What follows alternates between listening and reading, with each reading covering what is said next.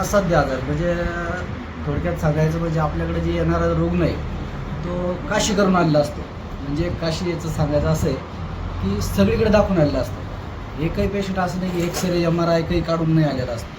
सर्व रिपोर्ट्स करून नाना प्रकारच्या हॉस्पिटलमध्ये दाखवून आलेला प्रत्येक हा रुग्ण आमच्याकडे येत असतो.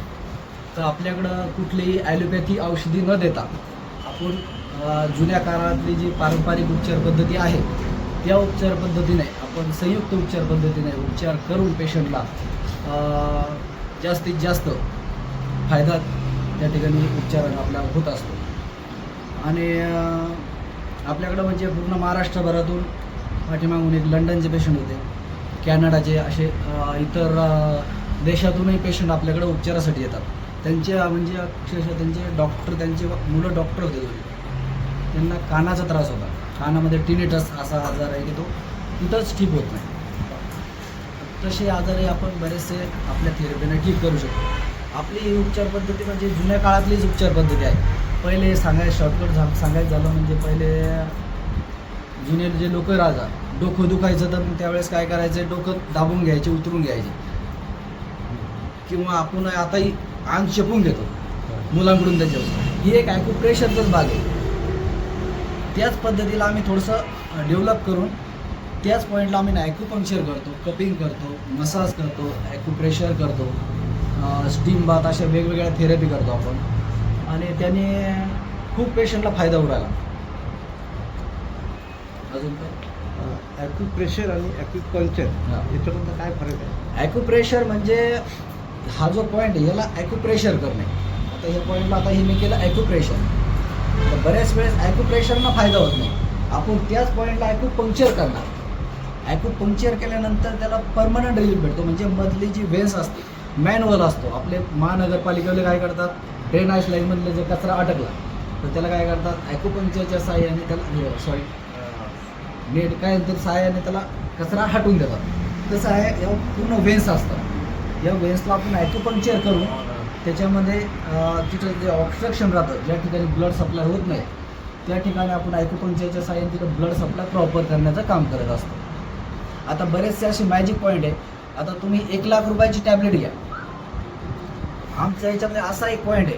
आता हा जो पॉईंट SI3 नावाचा पॉईंट आहे इथं, ह्या पॉईंटला तुम्ही इथं दाबा, इथं चिमटा घ्या, लगेच मान हलवून बघा, 0 मिनिटात मान फिरवून जाईल. एवढं मॅजिक पॉईंट आहे. दुसरा एक ॲक्युपंक्चर पॉईंट असा आहे, ह्या ठिकाणून तुम्ही इथं दाबा, दाबल्या उलटी स्टॉप होत झाली 0 मिनिटात. बऱ्याच वेळेस टॅबलेटची पॉवर सुरू व्हायलाच 15-20 मिनिटं लागली. यांनी दाबल्या एवढं फास्ट रिझल्ट आहे. सांगायचं असंच आहे की जास्तीत जास्त लोकांनी ॲलोपॅथी खाऊन किडनी लिव्हर खराब करण्यापेक्षा या थेरपीकडे जाणं खूप गरजेचं आहे आजकाल. ॲक्युपंक्चरमध्ये किती याचा इलेक्ट्रिक करंट सोडला जातो?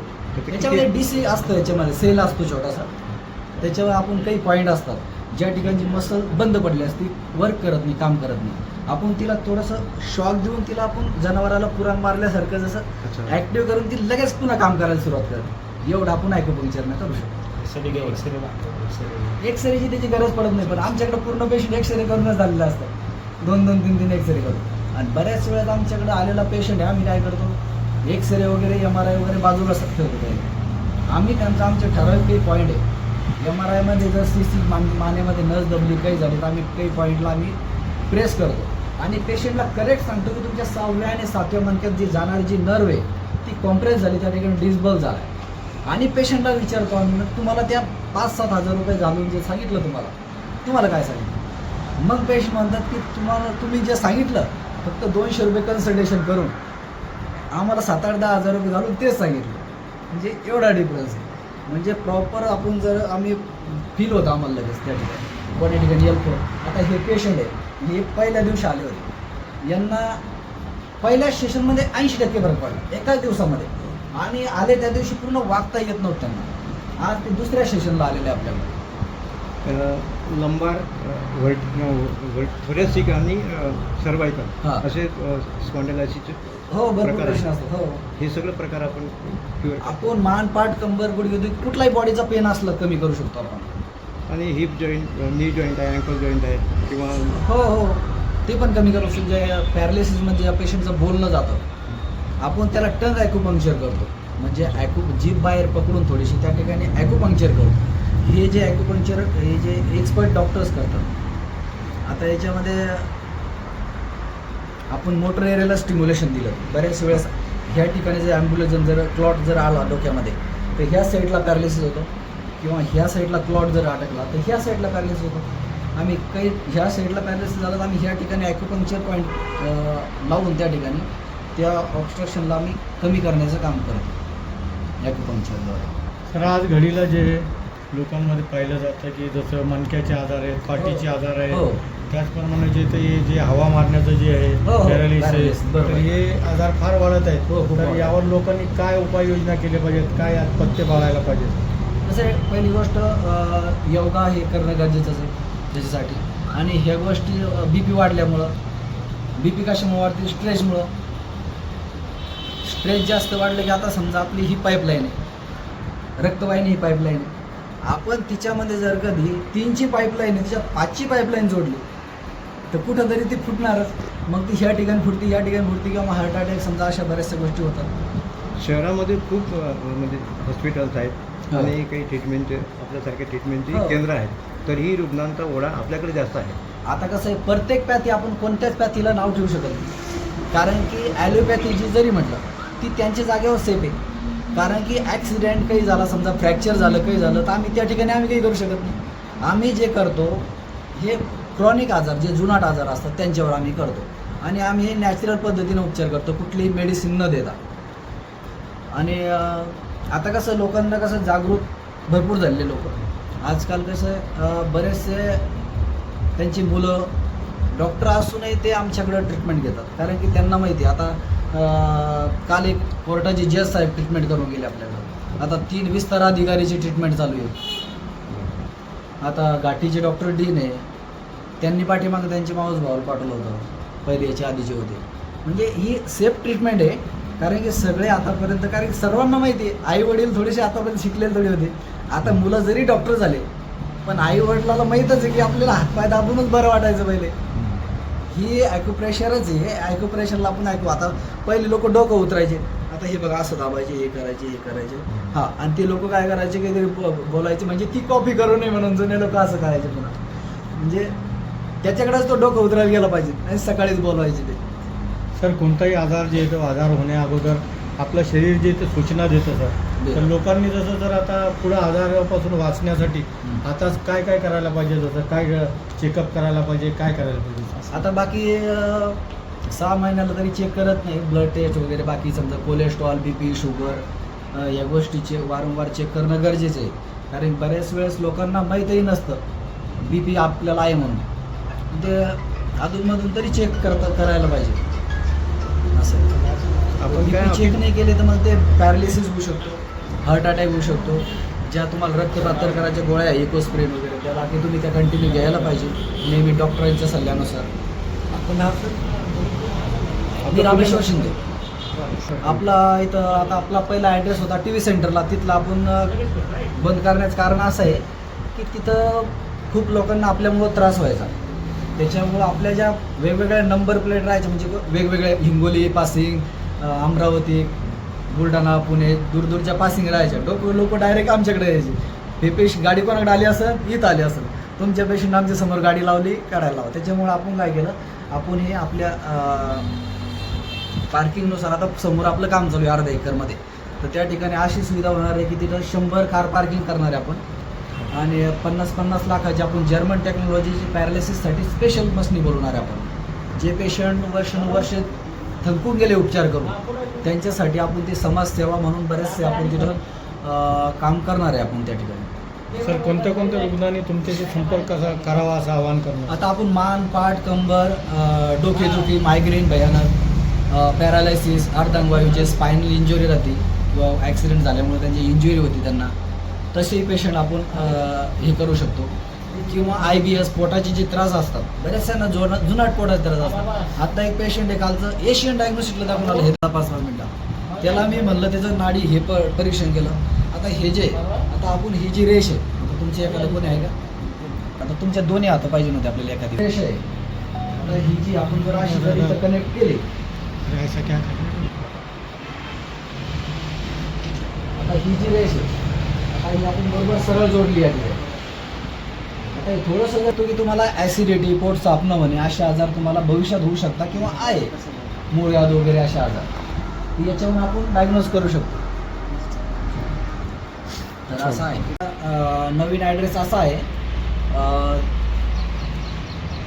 सारोळा पाटा, जळगाव रोड, छत्रपती संभाजीनगर चौका म्हणून गाव आहे इथं. हरसूळ टी पॉईंटपासून हल्ली 7 ते 8 किलोमीटर अंतरावर आहे. आणि आपला मोबाईल नंबर आहे 9545 148200. या नंबरला तुम्हाला जर अधिक माहिती लागत असेल तर या नंबरला तुम्ही आता सगळ्यांचं रिप्लाय देऊ शकत नाही. हजारो कॉल येतात रोजचे. आता आम्ही त्याच्यावर ऑप्शन आज ठेवले, प्रत्येकाने व्हॉट्सअपला हाय जरी पाठवलं त्यांना ते पूर्ण ॲड्रेस वगैरे पाठवतो. त्याच्यामुळे सर्वांनी हे नंबर सांगितला, या नंबरला व्हॉट्सअपला हाय असा मेसेज केला की तुम्हाला कसं यायचं, काय येतं. बरेचसे ॲटोवाले त्याच्यावर परवा दिवशी त्यांनाही आपण माहिती देत असतो. परवा एका ॲटोवाल्याने टी पॉईंटपासून इथं सोडायचे 1000 रुपये घेतले. तसंही आपण आपला व्हिडिओमध्ये सांगितलं लोकांना की हरसूळ टी पॉईंटपासून 30-40 रुपये देऊन सिटी बसनं येऊ शकता. कारण की लोकांनाही खर्चात गेले नाही पाहिजे. कारण की बरेचसे दूरदूरचे लोक राहतात, त्यांच्यासाठी सोयीस्कर झालं पाहिजे. रेल्वे स्टेशनपासून 40-50 रुपये लागतात सिटी बसनं. 6-7 वाजेपासून लोक येऊन बसतात. आपलं टायमिंग किती ते किती? सकाळी 10 ते या ठिकाणी आपण 5 पर्यंत सुरू केलं. पहिले 10 ते 2च होतं, पण पेशंटचा फ्लो एवढा वाढला की पेशंट करायलाच वेळच पुरत नाही. दिवसभर बिझी राहतो आणि आपण मोस्टली स्वतः उपचार करतो. पेशंट कमी झाले तरी चालतात.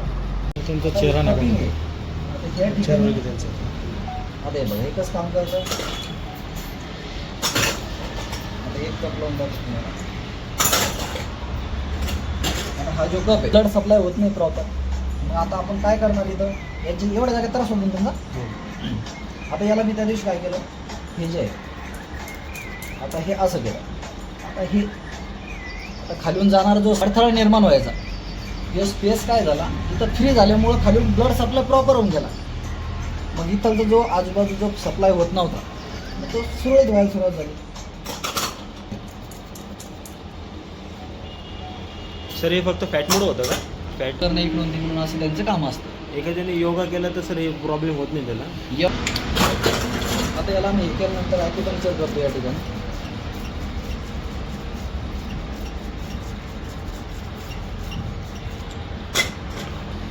ही थोडीशी दुखत नाही बिलकुल, हे अशी एकदम स्मूथ जाते. आता हे जे तुम्हाला मी सांगितलं आत्ता, हे काम कसं करतं. आता पेशंट दिलं, खालून जाणारा जो सप्लाय तो जर कमी होत असला तर आपण त्याला आता ही स्टिम्युलेशन देऊन तिला त्या ठिकाणी सप्लाय प्रॉपर करतो.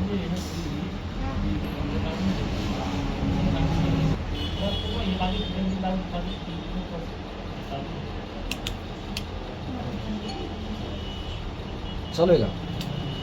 आलं?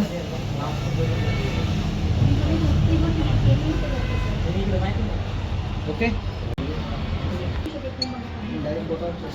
सर मी डिसेंबर जानेवारीपासून खूप परेशान होतो. माझा कमरेचा त्रास होता. मी हेडगेवार हॉस्पिटलला 2 महिने ट्रीटमेंट घेतली. वेलकेअर हॉस्पिटलला 2 महिने ट्रीटमेंट घेतली. 2दा MRI केला, जेम्बो एक्सरे 3दा केले, पण कुठलाच फरक जाणवला नाही. गेल्या हप्त्यामध्ये मी शिंदे सरांचा मला ॲड्रेस मिळाला. शिंदे सरांकडे आलो तर 90% मी ओके झालो. माझ्या ऑलिओपॅथिकच्या गोळ्या मी बंद करून टाकल्या. आजचा माझा हा सेकंड थेरपी आहे. आजची दुसरी चक्कर आहे. 90% मी जवळपास ओके झालो. मला पहिले वाकायलाही त्रास होता, आता मी वाकू शकतो, चालू शकतो, पळू शकतो. आपण औरंगाबाद आहे का? मी छत्रपती संभाजीनगर. आपण कुठल्या बिझनेस सर माझा बैठकीचा व्यवसाय आहे. मी सुवर्णकार कारागीर आहे. बरोबर. ॲक्च्युली माझं 25 ते 30 वर्षापासून बैठकीचंच काम आहे.